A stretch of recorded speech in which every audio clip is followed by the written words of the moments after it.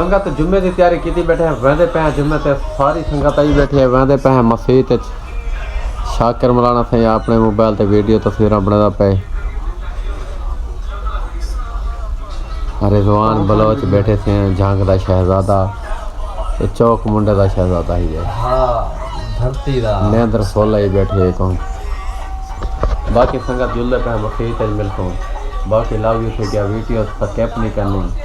आज अफ्तारी आप ही खाना बनाने से तैयार काम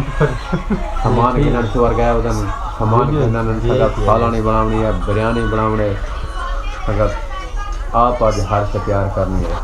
ये वो मुंडे वेंदा ने बताओ तो वीडियो थोड़ी बनेगा बाकी संगत